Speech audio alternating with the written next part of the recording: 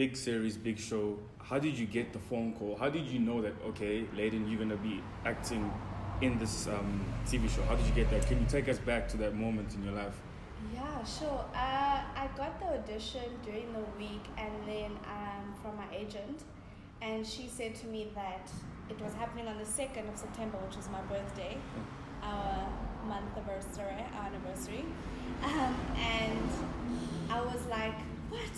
There's an audition on my birthday, because we had so many plans together, because I was splitting the day, like, okay, some time with my family, sometimes with Darim, and I was just like, okay, it's fine, let me go, you know what I mean? And I had an allocated time, which didn't even make it, because there were so many people.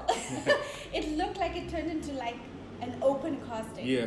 So, there were so many people there, and, like, as soon as I got into the room, I'm like, okay, I'm finally here. It's fine. Half of my day went, but you know what, Lord? It's on my birthday. Let's just have fun. Let's just, do what we gotta do. And I had to act alongside another actress that was there to audition for another role and everything. So the director, who was Mandla, and he was there, and he was like giving us direction. Okay, do this, do that.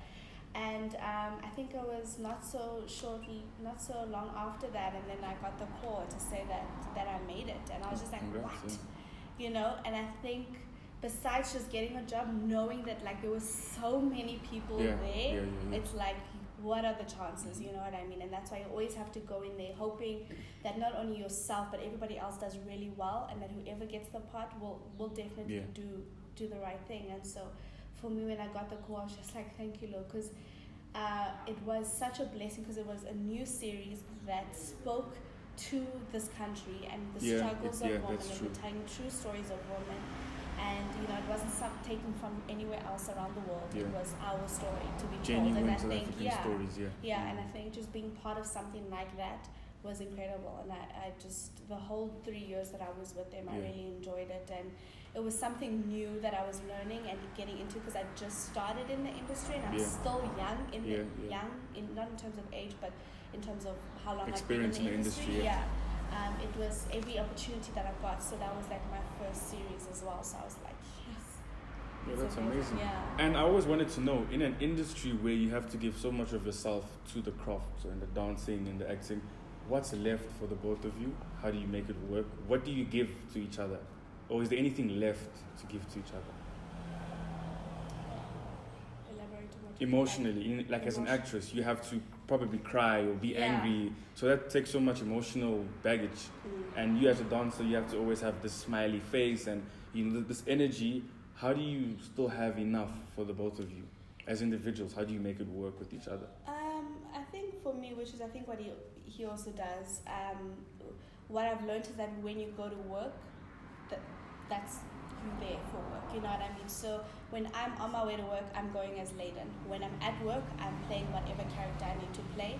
How she's feeling, what she has to do, what she has to say, it's that character, it's not Leiden. And that's why I try and never place my personal experience and stuff like that onto that character. I want that character to feel and believe in whatever they are currently going through, whatever their backstory might be. And so when I get home, that's forgotten about. You know what I mean? Because that is a completely different person. So how I feel on set and everything like that is completely different to when I come home. Well, don't stay together, but like when we're together or when I get home to my family, I never feel like I've brought something back from work. And I think that isn't a problem for me, because you're supposed to separate those two. You're never supposed to go as a character. You know what I mean? And I think that's what he does as well. Whatever he experiences at work.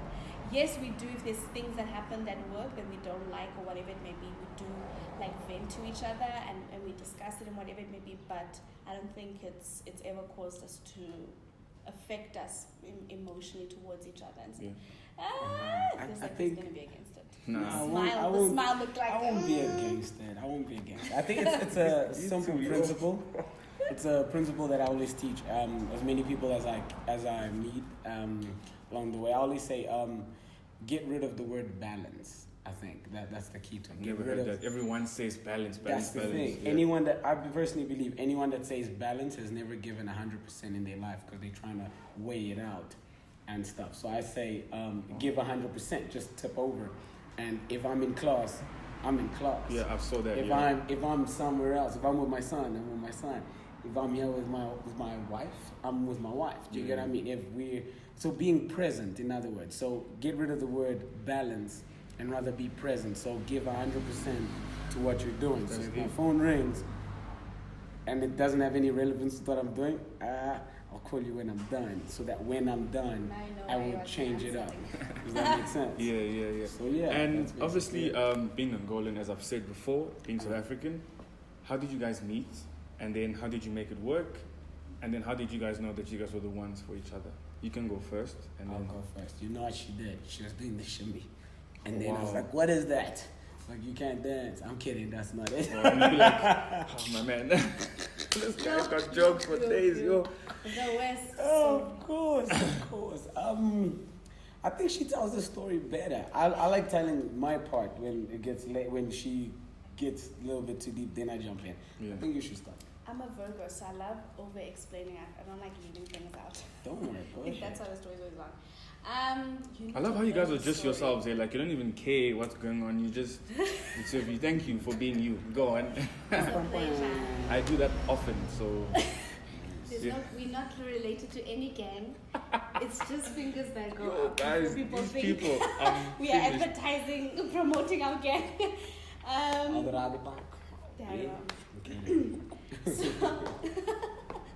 making really like to use it. He must. Yo, show the shrug. We'll do the shimmy. Okay, go. This guy. Okay, so so my brother joined the studio where he used to work, and they had an outreach. And so it was at one of the orphanages. I started very differently. Like when people were like, where did you guys meet? We like at an orphanage, and they're like, oh guys, and we're like, no, we weren't orphans. So that's why I've changed the way I start the story. So that was a quick ad break. So they did an outreach at an orphanage, and I literally just saw him. I'm like, oh, all right, okay. And then he was looking for music or something like that, and I'm just like, tell him, give me your phone. My brother was like so shy at that time because my brother wasn't very outspoken or anything, and he just joined the studio and he didn't know Darim, and so I just took his phone. I'm like, yeah, you can you can use my brother's phone and stuff. And every time my brother had studio, like I would always sit there and like would I see Darim, wouldn't I? I would offer to like either pick my brother up from studio, drop him off, or chill there. Just to catch a glimpse of. Just you know what I'm saying, And then that's how we met, like that random moment, just stalking the whole time. Now, how do you guys? Go on. Sorry. No. Okay, so how do you guys make it work? Because now I know how you met. It was because you took a breath away because you didn't notice, obviously. Now, okay, cool. He didn't. He pushed me away. Yeah, he was busy dancing and stuff, you know. 100%. Fam, he literally kept on pushing me away. 100%. But now I you're was with him pursuing. He was forever. like, no, pursuing. You no. pursued. You see, ladies, 2020, you can pursue guys too. All right, cool. So now, how do you make it work? With the different backgrounds and cultures that you guys have. I want to know that one. We're pretty similar, Congolese, Angolan, yes. and then I'll there's just tell her there's certain foods that I like. Feijão. That's beans. She's gonna learn how to make the beans the way I do, but she'll learn it. Palm oil. Palm oil. Oil de palma. All right. How we make it work? I think it's the foundation. Like, this might sound a bit corny, but literally God is our foundation. And we go by that. We pray together, we pray for one another, and we always want each other to grow. It does happen where I do speak to a couple of people, the mentor side of me, and I see in a lot of relationships, couples actually competing against each other, yet they should know that they together. If one succeeds, the other one is succeeding with. True. Then vice versa. Does that make sense? So I think what helps us is just that, the foundation, the fact that we'll always be there for each other no matter what. and we want to see each other grow as far as we can. With the cultures, it's interesting because I love learning, so I'm always open to understand whatever it is that her culture has to bring, and I hope that she will listen to my culture. Like when you get married, you have to walk on your knees. I'm kidding. That's not real. He I was told scaring me her. I have to walk on my knees and then I have to From the slaughter gate, chicken. and you have to slaughter a chicken, and then stuff like that. Oh, man. No, I think it's literally that. It's about understanding. It's Yeah, about understanding and that's right. really understanding, and make yourself aware of what the other person's culture is, because everyone has their own background. And if you're so stuck on your own one, you're not willing to allow someone else into your space, then you shouldn't be with that person. Do you get what I mean? Yeah. So if we're in each other's space, I need to understand hers, and she needs to understand mine. Okay, So that's yeah. amazing. So on the day when we're Angolan 100%. When we South African, we're South African 100%. You get what I mean? So that's amazing. basically That's that. cool. And to wrap up, like, what are your plans as individuals and as a collective for 2020 and beyond? We gentlemen here, so ladies first. Yes. I think let me first start with as a couple. I think as a couple, for me, it's something that not that we always say, okay, this year this is our New Year's resolution or anything like that, but I think we always want to continuously grow within our relationship, and because there's always something new that you're going to learn. There's always something new that you're also going to experience. We've been together for what, 6 years? This year it will be 7. I had to think about that. So we've been together for like 6 years, and there's still so many things that we still need to learn from one another. And I think that's the one thing that I look forward to experiencing with him. And I think once we go through those things, that's what I always hope we get to do, is just always supporting one another, being there for one another, and growing together. For myself, I'm trying new things in terms of doing more workshops for my industry, being more active within my industry, like attending as many workshops as I can, because I feel like once I left varsity and there was like no more growth for me. You know what I mean? Just so stagnant. it's like, it was very stagnant. So yes, there was work coming, but I didn't feel like I was working on myself. He also made that very evident. Is that the right word? Yeah. Yeah. He made that very evident. He's also like very like truthful. So I he spent doesn't an hold hour back. with him, and I'm like, Yeah.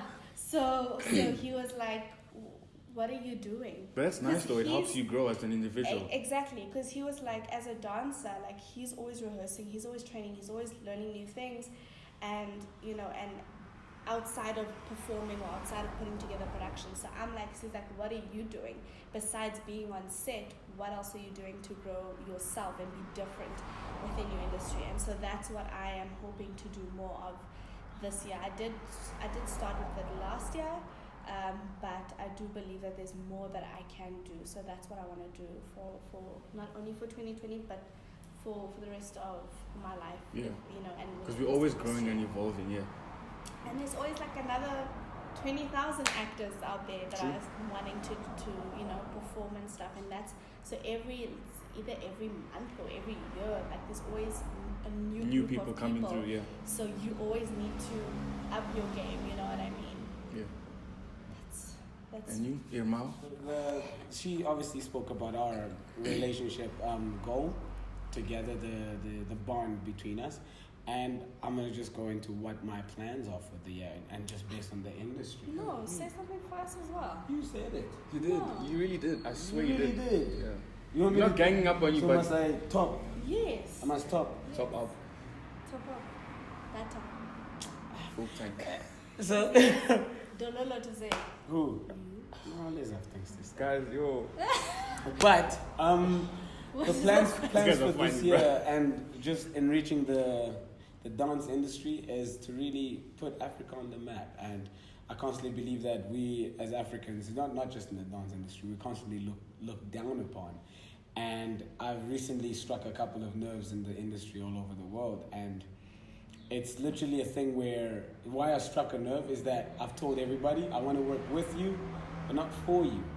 and they're struggling to understand that. They are actually struggling to understand that I want to work with them, but yet they want everything that I've taken time to attain, and that the things that I want to share. So this year is literally about the movement of, you know what, if I've got a boat and it's leaving at this time, and if you're not on it, you might miss out.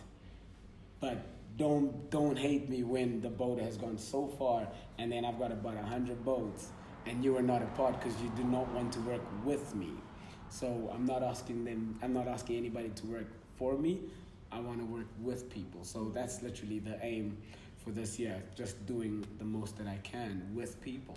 So yeah. All right, cool. Some of the things you guys are involved in, I've seen as well as the 108 movement.